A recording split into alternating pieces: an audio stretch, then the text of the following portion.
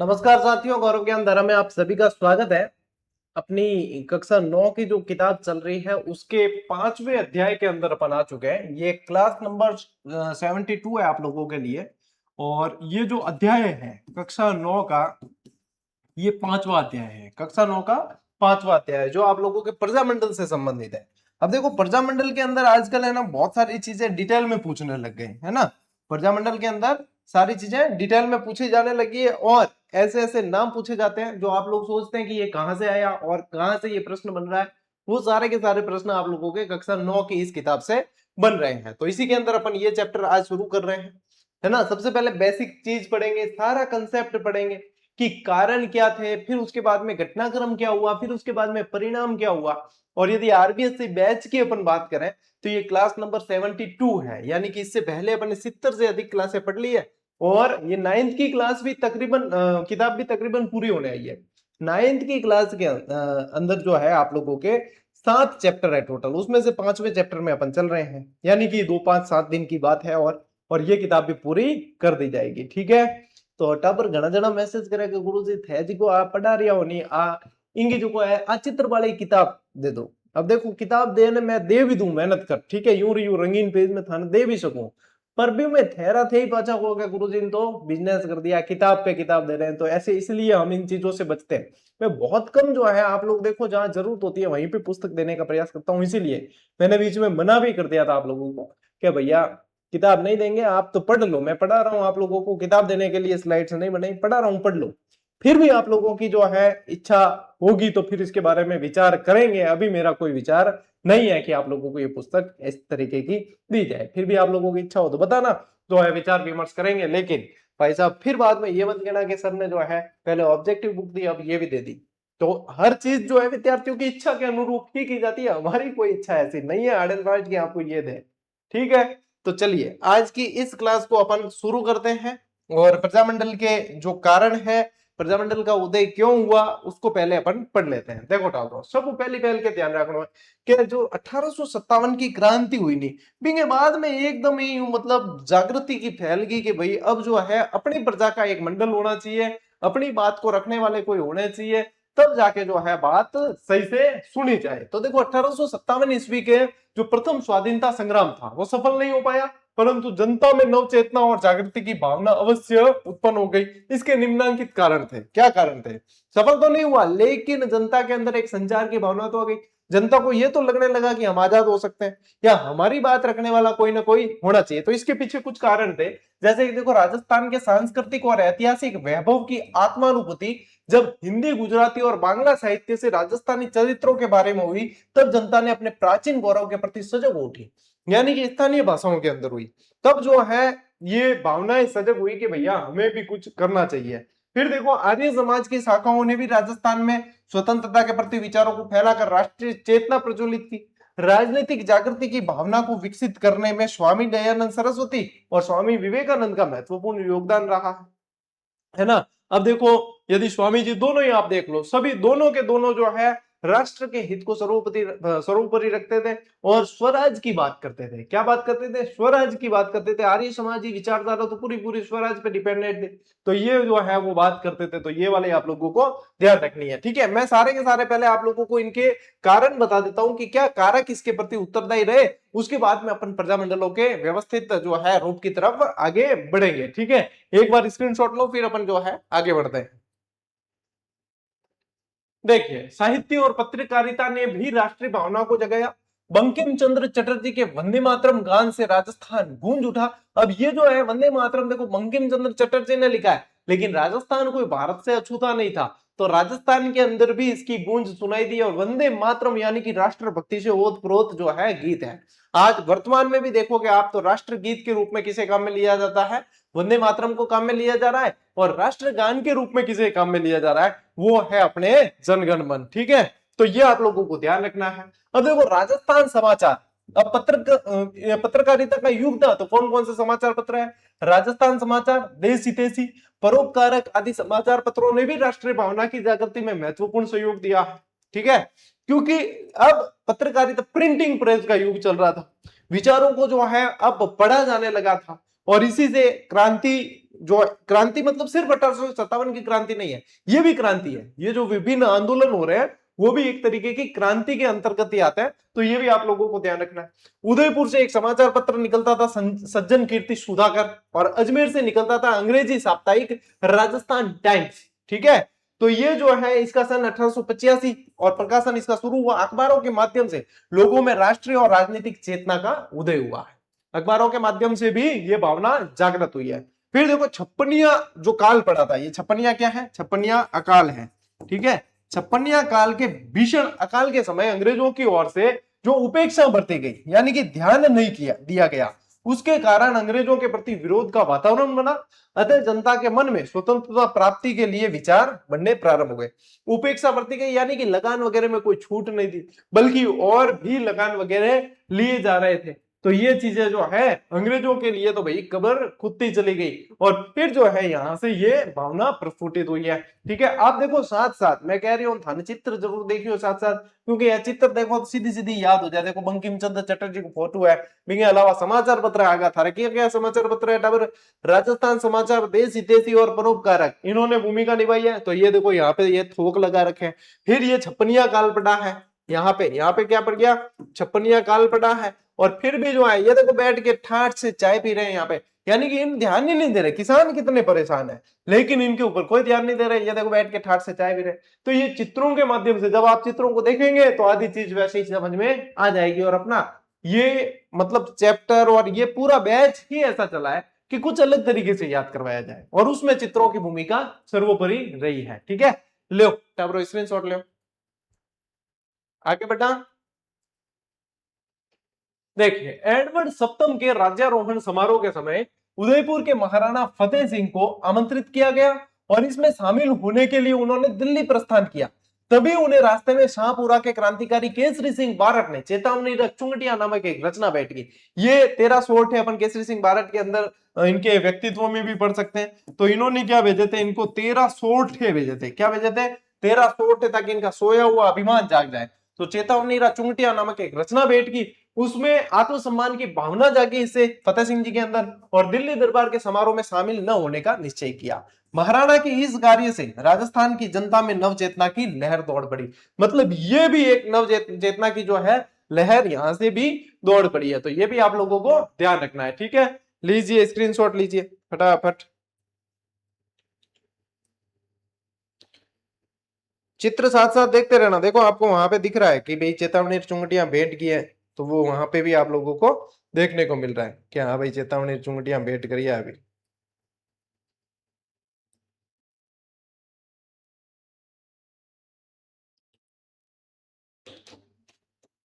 चलिए आगे बढ़ते हैं। अंग्रेजों की आर्थिक नीतियों के कारण राजस्थान का आर्थिक जीवन अस्त व्यस्त हो गया था, और बेरोजगारी की स्थिति उत्पन्न हो गई थी। असंतोष का वातावरण उत्पन्न था चारों तरफ। देखो यहाँ पे जो है काम की तलाश, कोई काम नहीं, ये लिखा हुआ है। तो इससे क्या पता चलता है, बेरोजगारी की स्थिति हो गई थी, रोजगार नहीं था लोगों के पास। ठीक है, 1885 में भारतीय राष्ट्रीय कांग्रेस की स्थापना हुई, और 1887 में गवर्नमेंट कॉलेज अजमेर के छात्रों ने कांग्रेस कमेटी का गठन किया। आगे चलकर ये जनता में राष्ट्रीय भावना उत्पन्न हुई, जो निरंतर बलवती होती गई। तो ये तो आप लोगों को सन ध्यान ही 1885 जो कांग्रेस की स्थापना हुई थी। ठीक है, और 1887 वाली ध्यान रखना। ठीक है, 1888 के अंदर कांग्रेस के इलाहाबाद अधिवेशन में अजमेर के गोपीनाथ माथुर, किशनलाल और हरविलास शारदा राजस्थान के प्रतिनिधि बनकर गए थे। मोस्ट इंपोर्टेंट लाइन है, पूछ सकते हैं कि भाई प्रजामंडल आंदोलन की जब भूमिका बन रही थी या जो भी ये माहौल था उस समय 1888 वाले इलाहाबाद आंदोलन में राजस्थान की तरफ से कौन कौन गए, या निम्न में से कौन राजस्थान की तरफ से शामिल नहीं हुआ। तो उसमें कौन कौन है, गोपीनाथ माथुर, किशनलाल और हरविलास शारदा। ठीक है, ये ध्यान रखना है आप लोगों को। चलिए यहाँ चित्र में भी दिख जाएगा आपको, गोपीनाथ माथुर गए हैं एक, तो एक किशनलाल गए हैं, और एक हरविलास शारदा गए हैं। ठीक है, चलिए, और गवर्नमेंट कॉलेज अजमेर की बात आई है 1888 की, और ये कोई काम नहीं। तो ये चीजें याद हो जाएगी आप लोगों को। लीजिए स्क्रीनशॉट।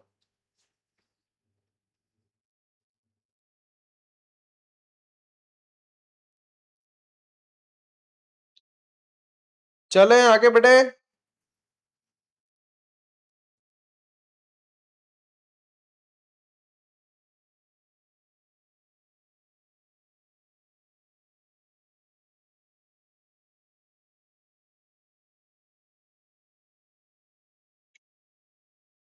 चलिए आगे बढ़ते हैं।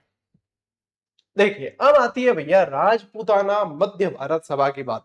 और आप लोगों को पता है राजपूताना मध्य भारत सभा से भाई साहब इतने प्रश्न बनते हैं, एग्जामिनर मतलब धापे को नहीं वो प्रश्न बना बना, एग्जामिनर इच्छा ही पूरी को गए कि हाँ भाई इसके हो गए, बार बार बनते हैं। तो राजपूताना मध्य भारत सभा के बारे में आज अपन बहुत व्यवस्थित और डिटेल से पढ़ने वाले हैं। एक एक चीज याद कर लेना। सबसे पहले देखो अधिवेशन में भागीदारी 1918 ईस्वी में दिल्ली में आयोजित कांग्रेस अधिवेशन में राजस्थान के कई व्यक्तियों ने भाग लिया। अब मतलब इसको स्थापित करने की बात कहां से जहन में आ रही है, तो किसी न किसी क्रांति का हिस्सा रहे, कहीं ना कहीं इस बात को सीखा है, सुना है, तब जाके स्थापना की मन में आएगी।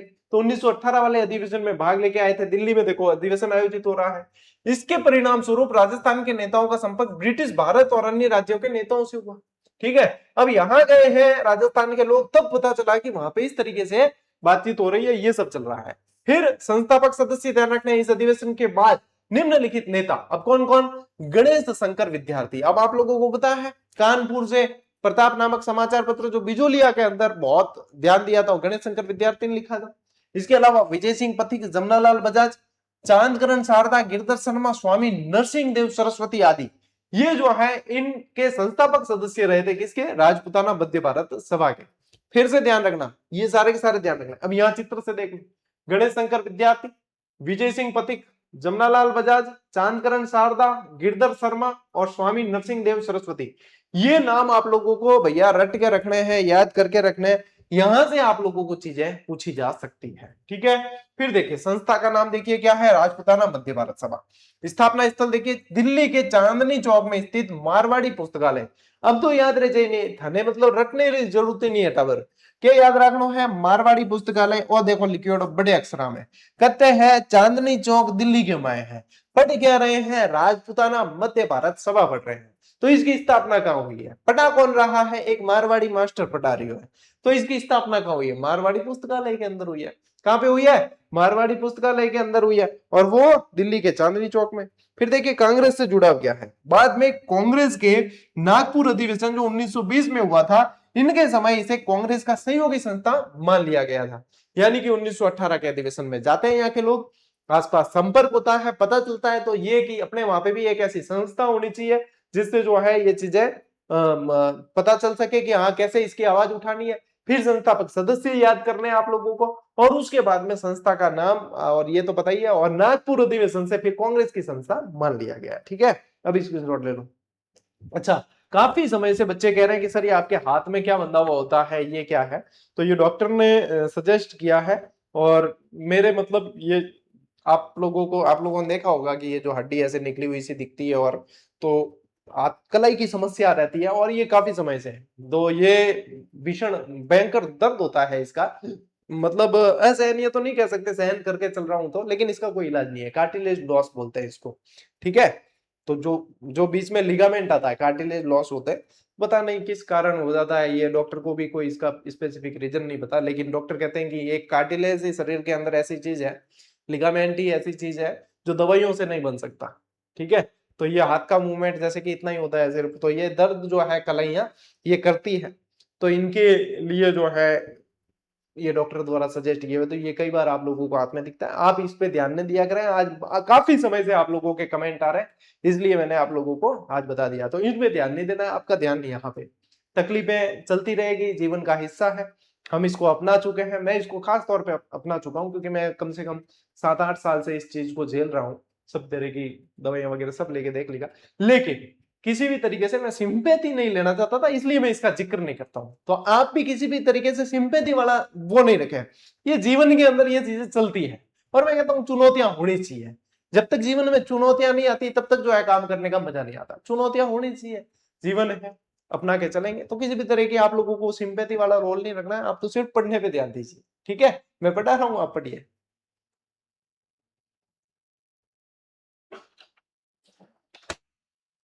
चलो आगे बढ़ते हैं। देखो राजपूताना मध्य भारत सभा के प्रमुख अधिवेशन। ठीक है, अब यहाँ पे ध्यान रखना, इसका देखो दूसरा अधिवेशन जो है वो दिसंबर 1919 में अमृतसर में कांग्रेस अधिवेशन के साथ ही संपन्न हो गया।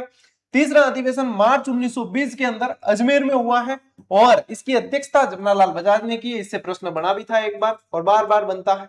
चौथा अधिवेशन दिसंबर 1920 के अंदर होता है, और नागपुर में आयोजित होता है, ये भी मोस्ट इंपॉर्टेंट है, है ना। इस समय भारतीय राष्ट्रीय कांग्रेस का अधिवेशन नागपुर में ही हो रहा था। अब क्योंकि इसको एक तरीके से भारतीय राष्ट्रीय कांग्रेस की ही एक संस्था मान लिया गया था, तो कुछ अधिवेशन जो है कांग्रेस के अधिवेशन के साथ साथ ही होते चले गए, ठीक है। अब आ रही चीज देखो, अटक लिखी हुई है, दूसरा अधिवेशन हो रहा है यहाँ पे, ये देखो अमृतसर कांग्रेस में हो रहा है यहाँ पे, ये तीसरा अधिवेशन अजमेर में हो रहा है, जमनालाल जी बजाज जो है संबोधित कर रहे हैं, चौथा अधिवेशन नागपुर के अंदर हो रहा है, ये सब बैठे हैं यहाँ पे। तो ये चीजें आप चित्र देखोगे सिर्फ तो भी आप लोगों को याद हो जाएगा, ठीक है। लीजिए स्क्रीनशॉट।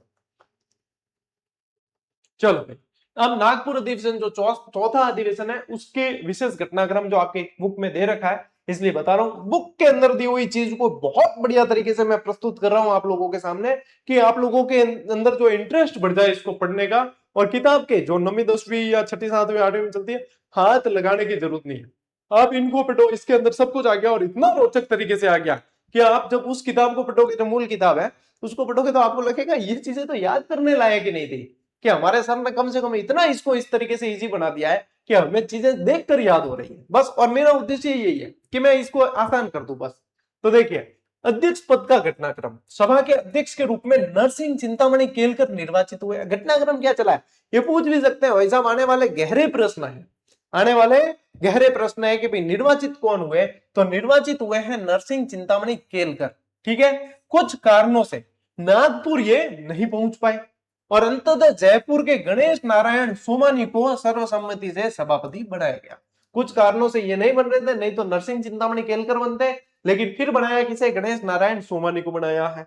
फिर देखिए, इस अधिवेशन में एक प्रदर्शनी भी लगेगी, जिसमें राजस्थान के किसानों की दयनीय स्थिति दर्शाई गई थी, ठीक है। एक प्रदर्शनी लगाई है, देखो यहाँ पे दिख रहा है, ये प्रदर्शनी लगाई है, जिसमें राजस्थानों के किसानों की सूखा और अकाल, कर्ज का बोझ, अत्यधिक लगान, भूख और निर्धनता, ये दिखाई गई, जो लोगों ने वहां पे देखी है कि भाई राजस्थान के किसान ये चीजें झेल रहे हैं। तो राजपूताना मध्य भारत सभा का बहुत अहम रोल था प्रजामंडलों की स्थापना के अंदर। लीजिए स्क्रीनशॉट, आगे बढ़ा। चलिए देखिए, अधिवेशन का प्रभाव और परिणाम, जनता की आवाज देखिए। इसके माध्यम से राजस्थानी जनता का आह्वान अब कांग्रेसी नेताओं तक पहुंचने लगा, ठीक है, आह्वान, ठीक है। अब जो है कांग्रेस के नेताओं तक पहुंचा, तो कांग्रेस का प्रस्ताव देखिए, राजस्थान के नेताओं के दबाव के कारण कांग्रेस ने एक प्रस्ताव पारित किया। क्या प्रस्ताव का मुख्य उद्देश्य क्या था? इस प्रस्ताव में राजस्थान के राजाओं से यह आग्रह किया गया कि वह अपनी प्रजा को शासन में भागीदार बनाए, ठीक है। क्या कहा कि प्रजा का जो है आप सहयोग लीजिए, किसके अंदर? शासन के अंदर। देखो प्रजामंडल कैसे बने हैं, उनकी भूमिका बन रही है कि प्रजा का, जनता का सहयोग लीजिए।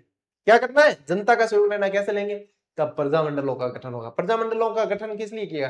प्रजा की भागीदारिता के लिए, प्रजा के लिए ही है वो प्रजामंडल, और प्रजा ही उसे चलाएगी। तो ये यहां से इनको क्या किया गया था, यहां से ये प्रस्ताव दिया गया था, ठीक है, प्रस्ताव पारित किया है। लीजिए स्क्रीनशॉट। अच्छा देखो, स्थापना, संस्थापक और उद्देश्य देखिए। स्थापना वर्ष क्या है? 1919। स्थापना स्थल क्या है? यहाँ पे वर्धा है, और मुख्य योगदान किसका है? विजय सिंह पथिक, रामनारायण चौधरी और अपने हरिभाई किंकर का, ठीक है। और मुख्य उद्देश्य क्या है? अब ये किसकी बात हो रही है? ये राजस्थान सेवा संघ की बात हो रही है। किसकी हो रही है? राजस्थान सेवा संघ। हाँ भाई, स्थापना कर किसकी रहे हैं वो भी तो पता होना चाहिए कि गुरु जी स्थापना तो बता दी, स्थापना है कहेंगे, तो स्थापना है राजस्थान सेवा संघ की, जिसके स्थापना कब हुई? 1919 वर्धा में हुई है। मुख्य संस्थापक कौन है? विजय सिंह पति, रामनारायण चौधरी और हरिभाई किंकर है। उद्देश्य क्या है? जनता की समस्याओं का निवारण करना। और दूसरा ध्येय क्या है? जागीरदारों और राजाओं का अपनी प्रजा के साथ सौहार्दपूर्ण संबंध स्थापित, ठीक है, कि भाई शांति से रह सके, ये है। और ये इनके भाई साहब क्या है? ये है इनके संस्थापक सदस्य हैं। किसकी बात हो रही है? राजस्थान सेवा संघ की। लीजिए स्क्रीनशॉट। देखो, विस्तार और आंदोलन का मार्गदर्शन, ठीक है।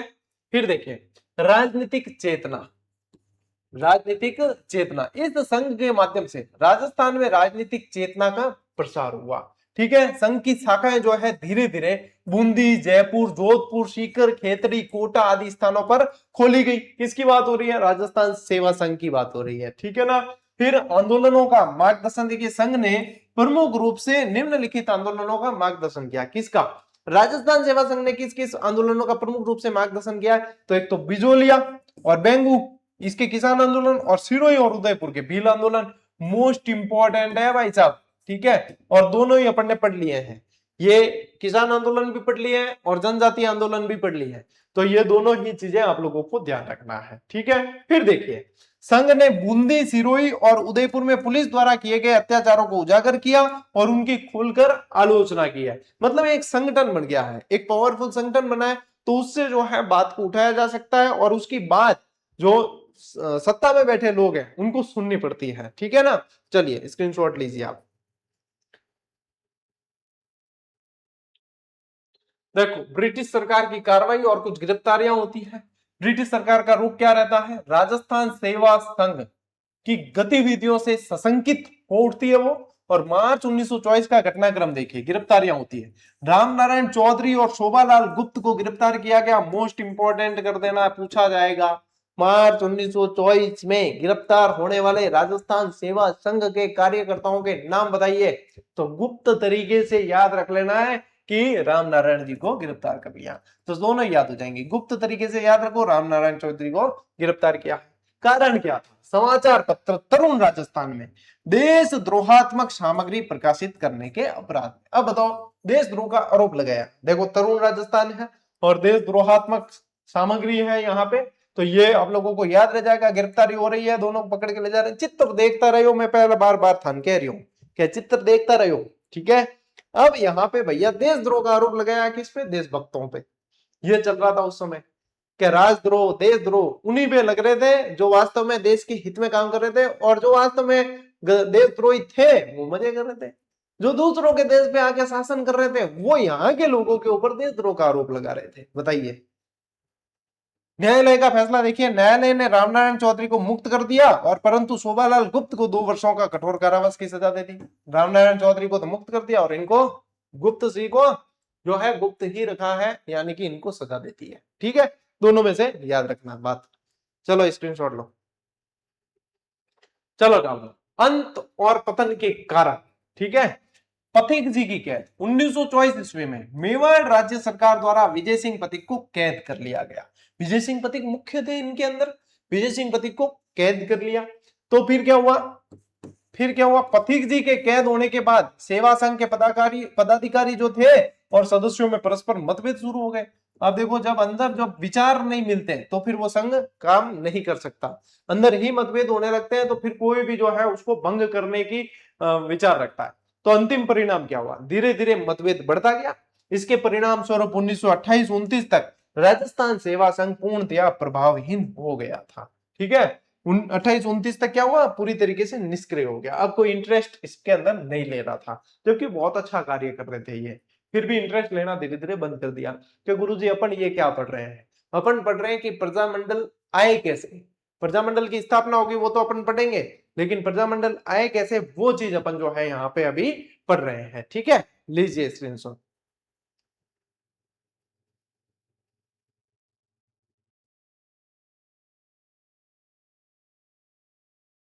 चले आगे बढ़े, असहयोग आंदोलन और राजस्थान पर उसका प्रभाव देखिए। राष्ट्रीय पृष्ठभूमि, सन 1920 में भारतीय राष्ट्रीय कांग्रेस का नेतृत्व महात्मा गांधी के हाथों में आ गया और उन्होंने 1921 ईस्वी में असहयोग आंदोलन आरंभ किया, ठीक है। क्या हुआ 1920 के अंदर, ये आया 1921, ये फिर असहयोग आंदोलन का टाइम पीरियड था, तो असहयोग आंदोलन इन्होंने शुरू कर दिया। समस्त भारत के साथ राजस्थान भी इससे अछूता नहीं रहा और लोगों में देश प्रेम की भावना जागृत हुई और राज्यों में निरंकुश शासन के तीव्र रोष उत्पन्न हो गया, ठीक है। ये चीज होने लगी अब, ठीक है। तो लीजिए, महात्मा गांधी जी देख लीजिए, चित्रों के माध्यम से आप देख पा रहे हो, ठीक है।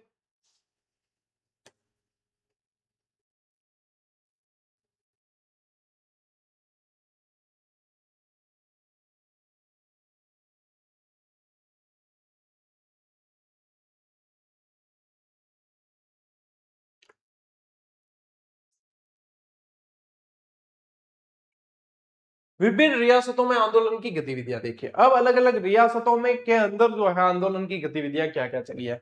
सबसे पहले देखिए जोधपुर के अंदर भंवरलाल सर्राफ का योगदान। जोधपुर में एक सत्याग्रही भंवरलाल सर्राफ हाथ में तिरंगा झंडा लेकर शहर में घूमे। ये देखिए यहाँ पे स्वराज लिखा हुआ है और ये झंडा लेके जो है ये घूम रहे हैं यहाँ पे। झंडे की विशेषता क्या थी, झंडे के एक ओर महात्मा गांधी और दूसरी ओर स्वराज लिखा था।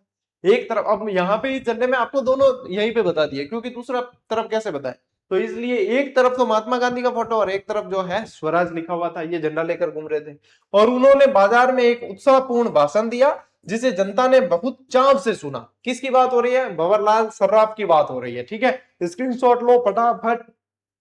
टोंक के अंदर क्या होता है देखिए, जनता का समर्थन। टोंक की जनता ने एक सभा कर कांग्रेस के प्रति पूर्ण सहानुभूति व्यक्त की और असहयोग आंदोलन का अनुमोदन किया है। ठीक है, पूरी सहानुभूति व्यक्त करी और असहयोग आंदोलन का अनुमोदन भी किया है। वहां के अंग्रेज पुलिस अधिकारियों ने टोंक के प्रमुख नेताओं को गिरफ्तार कर लिया, जिनके नाम क्या थे, मौलवी अब्दुल रहीम, सैयद जुबेर मियां, सैयद इस्माइल मियां, काजी महमूद अयूब, ये सब थे। ठीक है, मुझे ये कॉल लेना पड़ेगा एक बार।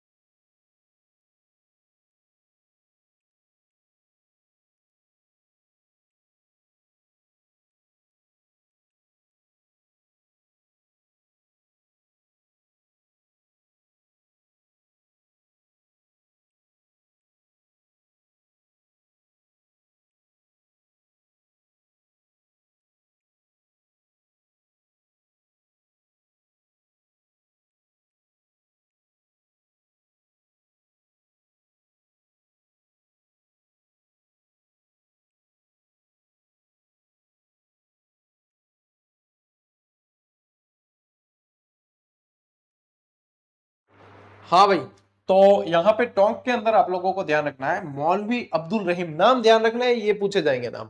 ठीक है, मौलवी अब्दुल रहीम, सैयद इस्माइल मियां, सैयद जुबेर मियां और काजी महमूद अयूब, ये सब इनके अंदर शामिल थे। ठीक है, अब इसके अलावा लगभग 70 अन्य व्यक्ति भी गिरफ्तार किए गए, लेकिन उन्हें शीघ्र ही छोड़ दिया गया, लेकिन उन्हें शीघ्र ही छोड़ दिया गया। ठीक है, तो ये भी आप लोगों को ध्यान रखना है। ये सारी चीजें कहां कहां क्या क्या हुआ, कौन कौन शामिल थे, ये सारी चीजें पूछी जाएगी, ये सारी चीजें पूछी जाएगी। ठीक है,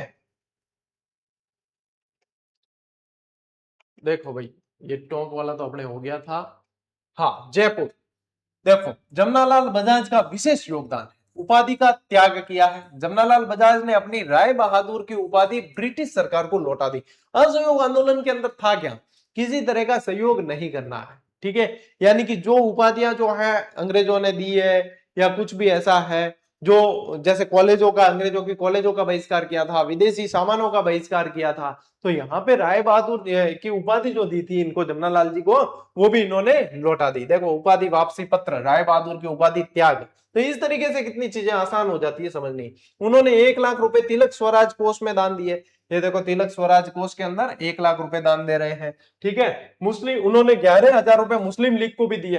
ये मुस्लिम लीग को 11,000 रुपए भी इन्होंने दिए हैं। ठीक है। इन्हें अखिल भारतीय कांग्रेस कमेटी की कार्यकारिणी का सदस्य बनाया गया, जिसके बाद वे गांधी जी के बहुत अधिक निकट आ गए थे। ठीक है, क्या ध्यान रखेंगे, अखिल भारतीय कांग्रेस कमेटी की कार्यकारिणी का सदस्य बनाया, जिसके बाद वे गांधी जी के बहुत ज्यादा निकट आ चुके थे। अब देखो, गांधी इनका आप लोगों को पता है, भारत राजस्थान के अंदर जो चरखा संघ बनाया था उसके ये अध्यक्ष भी रहे हैं। तो ये आपको ध्यान रखना है, गांधी जी से बहुत ज्यादा प्रभावित थे। बजाज जी से प्रेरित होकर राजस्थान के दूसरे व्यापारियों ने भी इस आंदोलन के दौरान कांग्रेस को आर्थिक सहयोग देना शुरू कर दिया था। ठीक है, कांग्रेस को आर्थिक सहयोग देना शुरू कर दिया था। लीजिए स्क्रीनशॉट।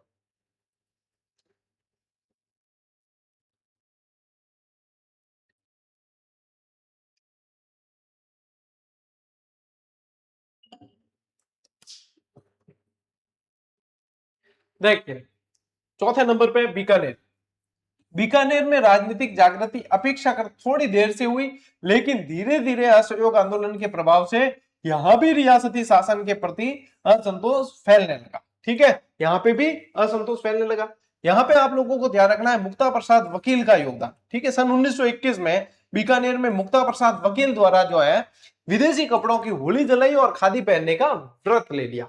तो यहाँ पे ये इनको, वकील साहब को भी आप लोगों को ध्यान रखना है। ठीक है, चलिए लीजिए स्क्रीनशॉट।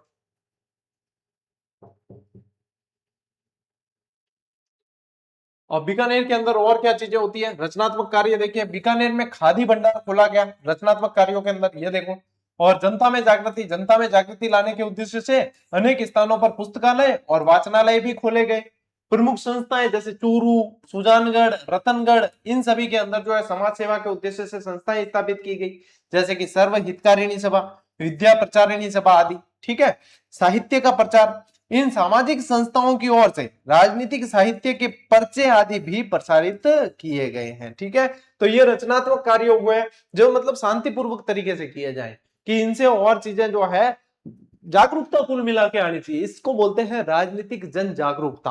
प्रजामंडल क्या है, बेसिकली प्रजामंडल वे टॉपिक है जो राजनीतिक जन जागरूकता से जुड़ा हुआ है। तो जनता कैसे जागृत होगी, जनता के अंदर कैसे विचार लाया जाए कि भैया आप आजाद हो सकते हो, आप क्यों गुलामी के जंजीरों में जकड़े हुए हो।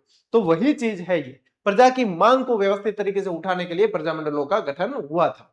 लीजिए स्क्रीनशॉट। फिर देखो, विभिन्न रियासतों में आंदोलन की गतिविधियां। अजमेर में द्वितीय राजनीतिक सम्मेलन 15 मार्च 1921 को होता है। 15 मार्च 1921 को अजमेर में इसका आयोजन किया गया। मुख्य अतिथि इस सम्मेलन में मोतीलाल नेहरू उपस्थित हुए हैं। ठीक है, उस समय बहुत पावरफुल नेता थे। अध्यक्षता किसने की, मौलाना शौकत अली ने सम्मेलन की अध्यक्षता की और विदेशी वस्त्रों के बहिष्कार का आह्वान किया है। किसका ध्यान रखेंगे, अजमेर में द्वितीय राजनीतिक सम्मेलन हुआ था उसका। ठीक है, बहिष्कार का नेतृत्व किसने किया, अजमेर में पंडित गौरीशंकर के नेतृत्व में विदेशी वस्त्रों का सामूहिक बहिष्कार किया। अब आप लोगों को इसमें ध्यान ये रखना है कि कहां से कौन सा नाम आ रहा है, कि किस जगह से कौन सा नाम आ रहा है, बस वहीं से प्रश्न पूछते हैं कि मौलाना शौकत अली ने यहाँ पे, यहाँ अजमेर के अंदर नाम आ रहा है तो यहाँ ध्यान रखना है। पंडित गौरीशंकर का कहा नाम आ रहा है, अजमेर के अंदर आ रहा है। ठीक है, अन्य सहयोगी नेताओं के अंदर अर्जुनलाल सेठी और चांदग्रहण शारदा भी शामिल थे इसके अंदर। ठीक है ना, चलिए स्क्रीनशॉट लीजिए। प्रथम विश्व युद्ध और राजस्थान के राजा, ब्रिटिश सरकार को सहायता। देखिए, प्रथम विश्व युद्ध के दौरान राजस्थान के नरेशों ने तन मन और धन से ब्रिटिश सरकार का भरपूर सहयोग किया है। मतलब हर तरीके से जो है सहयोग किया, पूरी तरीके से ब्रिटिश सरकार के साथ हो गए। उस समय भैया ये खतरे में थे, उस समय जो है ये खतरे में थे कि भाई पहला विश्व युद्ध जो हुआ था 1914 के समय, उस समय भी ये बहुत, तो यहां से इन्होंने, राजाओं ने बहुत मदद की, सेना वेना सैनिक वैनिक सब भेजे यहाँ से। फिर देखो, ब्रिटिश साम्राज्य के प्रति निष्ठा, इस सहायता के माध्यम से उन्होंने ब्रिटिश साम्राज्य के प्रति अपनी पूर्ण निष्ठा का परिचय दिया है और बदले में ब्रिटिश सरकार ने उन्हें अपना विश्वसनीय सहयोगी माना और युद्ध के संचालन में भागीदारी भी बढ़ाया है। सैन्य सहायता दी है, आर्थिक सहयोग दिया है, युद्ध संचालन में भागीदारी निभाई है।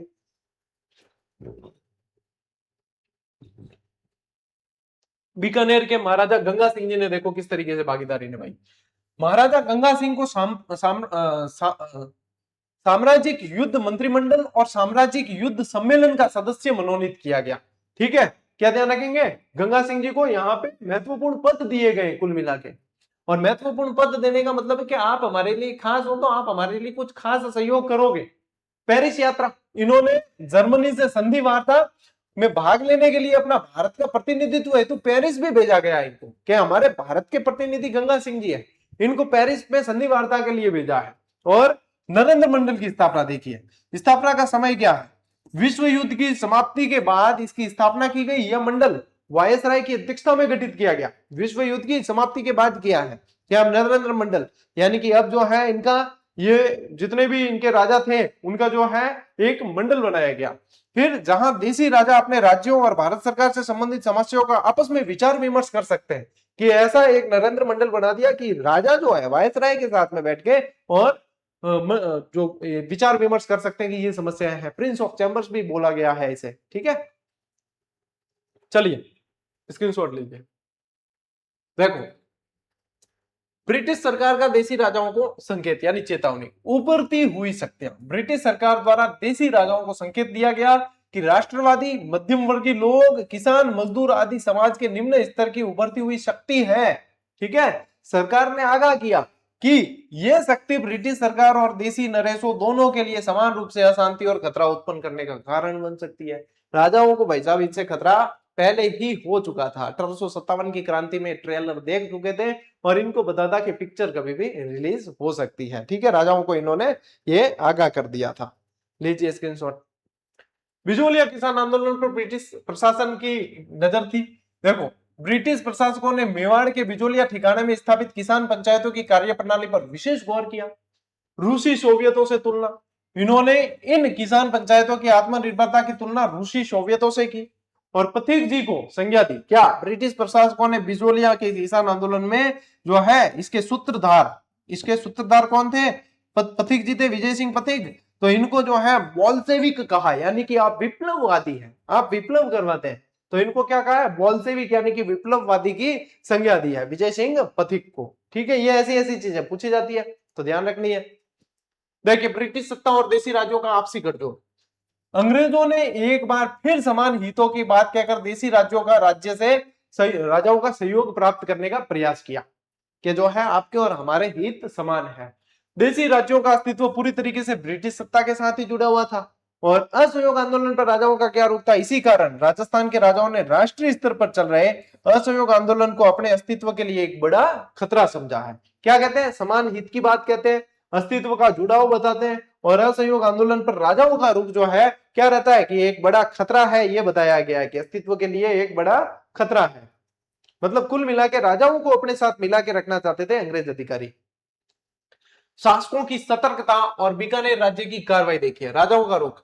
असहयोग आंदोलन के दौरान होने वाली राष्ट्रीय गतिविधियों के प्रति राजस्थान के शासक अत्यधिक सतर्क हो गए, राजस्थान के शासक सतर्क हो गए। और महाराजा गंगा सिंह की कार्रवाई देखिए, स्वयं को प्रगतिशील मानने वाले बीकानेर के महाराजा गंगा सिंह ने अपने राज्य के 3 व्यक्तियों को सरकारी नौकरी से निलंबित कर दिया, सस्पेंड कर दिया। किन्हें, शिवमूर्ति सिंह को, संपूर्णानंद को और आनंद वर्मा को। ध्यान रखनी है भाई साहब चीजें। अब आप लोगों को लगेगा कि इतनी डिटेल में तो अपन ने पढ़ी नहीं थी चीजें, जबकि आप 9th की किताब भी पढ़ चुके हैं, फिर भी ध्यान नहीं गया। तो ध्यान इसलिए नहीं गया क्योंकि व्यवस्थित तरीके से चीज है नहीं, पूरा का पूरा पैराग्राफ है, समझ ही नहीं आता याद क्या करना है, छोड़ना क्या। ये तरीका है कि ये पता चलता है कि याद क्या करना है। निलंबन का कारण क्या था, स्वदेशी वस्त्र पहनते थे और उन्होंने तिलक स्वराज कोष में चंदा जमा कराया। अरे निलंबन का कारण था कि ये देशभक्त थे, ये क्या थे, देशभक्त थे। और राजाओं की देशभक्ति अंग्रेजों के प्रति थी, इनकी देशभक्ति अपने देश के प्रति थी। किसकी, जिनको निलंबित किया उनकी तो देशभक्ति देश के प्रति थी, राजाओं की देशभक्ति अंग्रेजों के प्रति थी, इसलिए निलंबित कर दिया। सीधी सट बात है, ले स्क्रीनशॉट। बस देखो, युवराज भोपाल सिंह का शासन और ब्रिटिश प्रभाव। ठीक है, अब सत्ता हाथ में लेते ही युवराज भोपाल सिंह अंग्रेज सरकार की इच्छा अनुसार संविधान मंत्रिमंडल का निर्माण किया इन्होंने। भोपाल सिंह कहां के थे, उदयपुर के थे, तो उदयपुर का ध्यान रखना। और राजस्व विभाग यानी रेवेन्यू डिपार्टमेंट जैसा अत्यंत महत्वपूर्ण और संवेदनशील विभाग एक अंग्रेज अधिकारी मिस्टर ट्रेंच को सौंप दिया। अब देखो ट्रेंच आयोग का गठन होता है, आप लोग बेंगू में पढ़ चुके हो, बेंगू किसान आंदोलन में पढ़ा अपन ने, बिजोलिया में पढ़ा है। तो ये रेवेन्यू जैसा डिपार्टमेंट किसको दे दिया? ट्रेंच को दे दिया। अब ट्रेंच मनमानी तरीके से नीतियों बनाने लग गया सारी की सारी। ले स्क्रीनशॉट। देखो जोधपुर राज्य और सर प्रताप सिंह का हृदय परिवर्तन, प्रमुख व्यक्तित्व, ठीक है, प्रमुख व्यक्तित्व, ये व्यक्तित्व करना, व्यक्तित्व। जोधपुर महाराजा के संरक्षक सर प्रताप सिंह इन आंदोलन के कारण अत्यधिक बौखला उठे और विदेशी माल को बढ़ाया। उन्होंने आंदोलन के विरोध में राज्य में विदेशी माल को प्रोत्साहन देना आरंभ किया। बाकी जगह क्या हो रहा था? विदेशी माल को जला रहे थे और देसी माल को प्रोत्साहन दे रहे थे। यहाँ पे क्या हुआ? विदेशी माल को इन्होंने क्या किया? विदेशी माल को प्रोत्साहन देना शुरू किया। और इससे पूर्व वे महर्षि दयानंद सरस्वती के उपदेशों को मानकर हिंदी भाषा और स्वदेशी वस्तुओं का प्रचार प्रसार कर रहे थे। पहले ये कर रहे थे, अब विरोधाभास देखने को मिला। पहले तो स्वदेशी का प्रचार प्रसार कर रहे थे और उसके बाद में अब ये करने लगे। तो देखो पूर्व में क्या कर रहे थे और बाद में क्या करने लगे, बहुत अच्छी तरीके से यहाँ पे आप लोगों को बता दिया है, ठीक है। हाँ, पहले देसी अब विदेशी। उदयपुर, मेवाड़ और ब्रिटिश दबाव देखिए। राणा फतेह सिंह का रुख क्या हुआ? उदयपुर के महाराणा फतेह सिंह असहयोग आंदोलन के प्रति गुप्त रूप से सहानुभूति रखते और भारत सरकार का आदेश क्या था? ब्रिटिश सरकार ने महाराणा के सामने दो विकल्प रखे, दो शर्तें रखी, या तो उनके कहे अनुसार नए मंत्रिमंडल का गठन करे या फिर युवराज को शासन के अधिकार सौंपकर स्वयं राजकाज से पूरी तरह अलग हो जाए। कि युवराज हमारे अनुसार चलने लगेंगे, इसलिए या तो इनको दे दो कामकाज या फिर हमारे कहे अनुसार मंत्रिमंडल का गठन आप लोगों को करना पड़ेगा। विवस्था में निर्णय लेना पड़ा महाराणा को।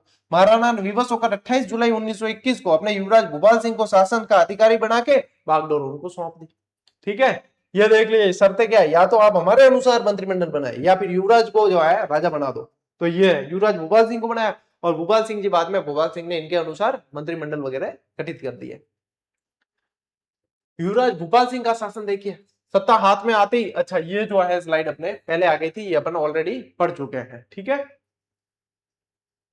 ब्रिटिश सरकार की नई नीति और अंग्रेज मंत्रियों के नियुक्ति, ठीक है। राजस्थान के राज्यों में बदली हुई राजनीतिक चेतना पर नियंत्रण रखना, मुख्य उद्देश्य इनका क्या था कि जो बदली हुई राजनीतिक चेतना है उस पर नियंत्रण रखा जाए। रणनीति क्या थी? ब्रिटिश सरकार ने राजस्थान के राज्यों में अंग्रेज व्यक्तियों को मंत्री नियुक्त करने का प्रयत्न शुरू किया। प्रमुख राज्य कौन कौन थे इसमें से अंग्रेज मंत्रियों की नियुक्ति की गई? जहां पे सिरोही, बूंदी, जोधपुर और जयपुर, ये प्रमुख राज्य थे इनके।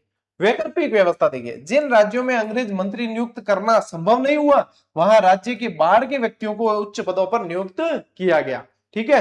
तो राज्य के बाहर के पदों पर भी नियुक्त किया गया, ये भी ध्यान रखना है आप लोगों को। बाहर के व्यक्तियों को किया है यानी कि अंदर वाले व्यक्तियों को नहीं किया।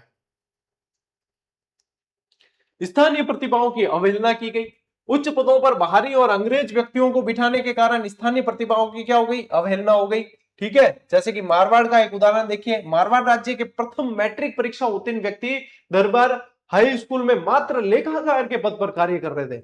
मतलब उस समय ना प्रथम मैट्रिक परीक्षा उत्तीर्ण की, यानी उस समय बहुत अच्छी मान ली गई, लेकिन उनको जो अकाउंटेंट बनाया गया। मारवाड़ के स्थानीय कॉलेज के प्रथम स्नातक फर्स्ट ग्रेजुएट जो थे उसे स्कूल में मात्र एक सामान्य अध्यापक के रूप में कार्य कर रहे थे। इन्हें कोई भी बड़े कार्य जो है नहीं दिए जा रहे थे, इनको सिर्फ और लिपिक अकाउंटेंट ऐसा बना के बिठा दिया गया था, ठीक है। यानी इनकी अवहेलना की गई थी, ठीक है। फिर देखिए निरंकुश नौकरशाही और दीवानों का नियंत्रण, अधिकारों का हस्तांतरण। राजस्थान के अनेक राज्यों में राजाओं के प्रशासन का अधिकार छीन लिया गया था पूरी तरीके से और यह अधिकार नवनियुक्त दीवानों और निरंकुश नौकरशाहों को सौंप दिया था। कुल मिला के उन लोगों को सत्ता दे दी गई थी चलाने के लिए, प्रशासन उनको सौंप दिया गया था जो अंग्रेजों के अनुसार काम करे। जो अंग्रेजों के अनुसार नहीं कर रहे थे या तो उन्हें निलंबित किया जा रहा था या फिर जो है किसी न किसी तरीके से उनकी अवहेलना की जा रही थी। मुख्य कार्य देखिए, इनका मुख्य काम जनता की राजनीतिक गतिविधियों पर पूरी तरह अंकुश लगाए रखना था और ये अधिकारी अपने कार्यों के लिए राजा या स्थानीय जनता के प्रति जवाबदेह नहीं थे, दिल्ली के राजनीतिक विभाग के प्रति जवाबदेह थे, क्योंकि इनको लगाया भी वहां से था और उनके लिए ही लगाया था। यह चीज आपको ध्यान रखनी है। लीजिए स्क्रीनशॉट। देखिए शिक्षित वर्ग में असंतोष और जन आंदोलन। शिक्षित वर्ग की स्थिति, 20वीं शताब्दी के तृतीय दशक तक राज्यों में बहुत बड़ी संख्या में शिक्षित लोग मौजूद थे और इन शिक्षित स्थानीय लोगों को अपने ही राज्य में कार्य करने का उचित अवसर प्राप्त नहीं हो रहा था, जिससे उनमें तीव्र असंतोष बढ़ रहा था, ठीक है। जन जागृति में योगदान। इस शिक्षित वर्ग ने प्रचलित व्यवस्था में व्याप्त अनियमितताओं को उजागर कर जनता में चेतना पैदा की और नए युग का सूत्रपात किया। इन्होंने निम्नलिखित उद्देश्यों के लिए संघर्ष किया जो जन आंदोलनों को नेतृत्व प्रदान किया। किस लिए? नागरिकों के अधिकारों की रक्षा और उत्तरदायी सरकार की स्थापना। अब देखो ये पूरा अपन ने घटनाक्रम पढ़ा है, पूरी रूपरेखा पढ़ी है कि प्रजामंडल आंदोलनों का गठन किया क्यों गया है, क्यों प्रजामंडल आंदोलन हुए। तो देखो शिक्षित वर्ग की अवहेलना की गई, सारा राजकाज ऐसे लोगों को दे दिया जो अंग्रेजों के लिए कार्य किए, है ना, राजा भी अंग्रेजों के भगत हो गए, ये सारी चीजें चल रही है। तो इसलिए जो है ये शिक्षित वर्ग और ऐसे लोग जो नेतृत्व कर सकते थे, जिनकी अवहेलना की गई थी कि आप सत्ता में नहीं आ सकते, आप शासन की हिस्सा नहीं बन सकते, उन्होंने मिलकर जो है प्रजामंडलों के गठन किया है। पूरी तरीके से रूपरेखा आप लोगों को मैंने बता दी है, लीजिए स्क्रीनशॉट। और इसी के साथ भाई साहब रूपरेखा के अंदर 36 स्लाइड पढ़ी है अपन ने और बेहतरीन तरीके से एक एक चीज को समझा है, एक एक चीज को पढ़ा है। और इस तरीके से आप लोगों के प्रजामंडल के, मैं कह रहा हूं आज से पहले आप लोगों ने, मैंने भी आज से पहले प्रजामंडल को जो कारण है, जो रूपरेखा है, वो इस तरीके से नहीं पढ़ाई है। लेकिन अपने चैनल पे तो भैया अब तो हो रही है चीजें, यानी कि सभी तरीके से कंसेप्ट सारी तरीके से क्लियर हो रहे हैं। जो नियमित है ना बच्चा, मैं कह रहा हूं उसको इतने बढ़िया तरीके से ये चीजें समझ में आ रही होगी कि वो कहेगा कि हाँ यार ये चीजें तो पहले समझ में नहीं आती। आप कक्षा 9 की किताब लेके बैठ जाओ और उसको पढ़ लो, आप लोगों को वो चीज इतनी जो है समझ नहीं आएगी, लेकिन ये चीज इस क्लास से देख लो, आप पूरी तरीके से समझ आएगी। उसके बाद क्या करना है, क्लास देखी फिर आप जाओ सीधे के सीधे आप लोग यहाँ पे इस बुक को आप लोगों के पास में है तो फिर इसी चैप्टर के प्रश्न सॉल्व करो। 15 अगस्त आ रही है, स्वतंत्रता दिवस। आप लोगों के लिए बहुत शानदार और बड़ा धमाका जो है वो होने जा रहा है, दिल थाम के बैठे। 15 अगस्त को दोपहर 1 बजे अपन लाइव जुड़ेंगे और उस समय आप लोग कहेंगे कि वाह ये चीज तो सर ने बहुत ही, मतलब हमें आशा नहीं थी वो चीज करनी, और ऐसा ही होने वाला है। क्रांति लाने का और क्रांति की शुरुआत करने का ठेका अपन ने लिया है, अपन यहां से करेंगे और उसके बाद में दूसरे लोग भी उसके पीछे पीछे चलते चले जाएंगे। तो इंतजार करो 15 अगस्त का, स्वतंत्रता दिवस को करते हैं धमाका। ठीक है, आज की इस क्लास में साथियों इतना ही। अब मिलते हैं अपन अगली क्लास में, अगले सेशन के अंदर। तब तक के लिए राम राम, जय हिंद।